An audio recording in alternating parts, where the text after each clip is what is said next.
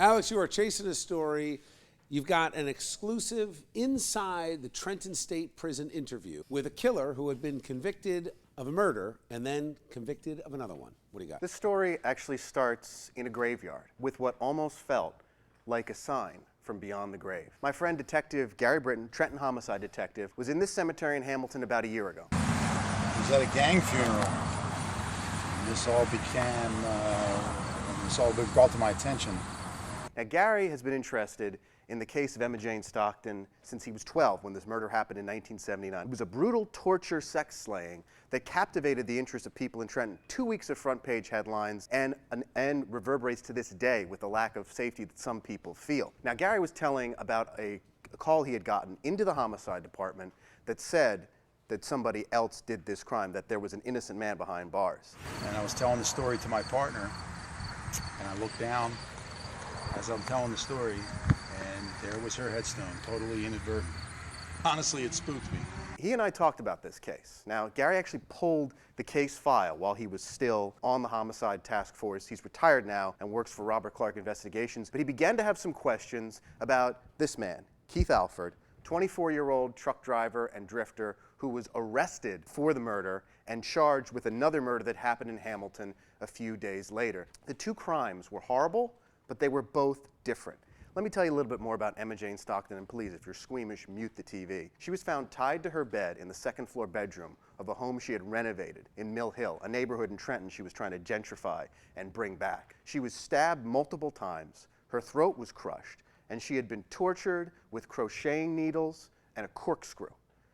Small wooden splinters were stuffed into her legs. It was one of the most heinous scenes that anyone had ever witnessed in a murder in Trenton or even in New Jersey. It's one of the most notorious to this day. So when Alfred was arrested for this murder, he was given a trial on both, convicted, and sent away to a life term at Trenton State Prison.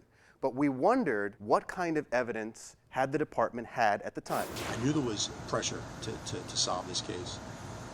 So, I'm wondering, well, maybe they didn't happen. Now, if somebody calls so many years later and says you got the wrong guy in jail, of course, the speculation is raised. I decided to take matters into my own hands. I wrote a letter to Keith Alford at Trenton State Prison. You can do that.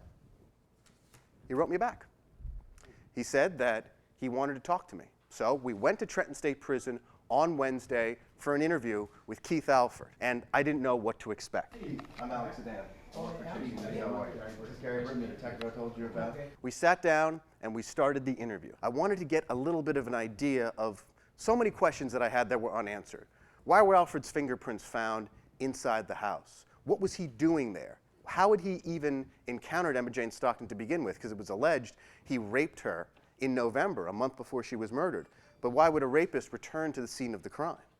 He answered some of those questions. Did you ever have any kind of sexual relationship with Emma Jane? Yes. Did you know that she claimed that she was raped?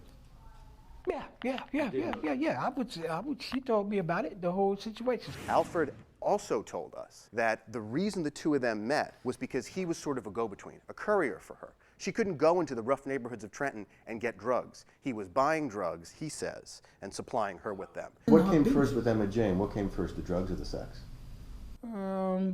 At the same time, I would say about the same time.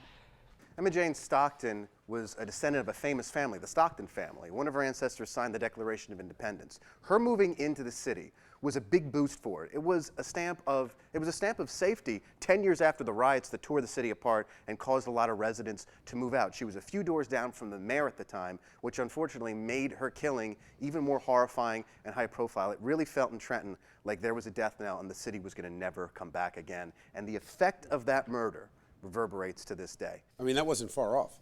The city almost has not recovered. It's never been the same. Why did he talk to you? During his trial, Alford was effectively muzzled. He wasn't allowed to take the stand.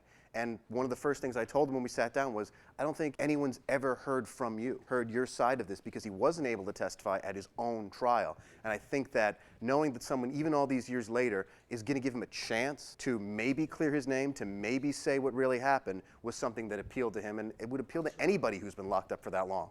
Well, I can tell you, as a woman who lives in the city, it gives me the chills. My biggest question is the one for tomorrow, is at the end of the day, did you believe the guy? Keith, did you torture, rape, and murder Emma Jane Stockton?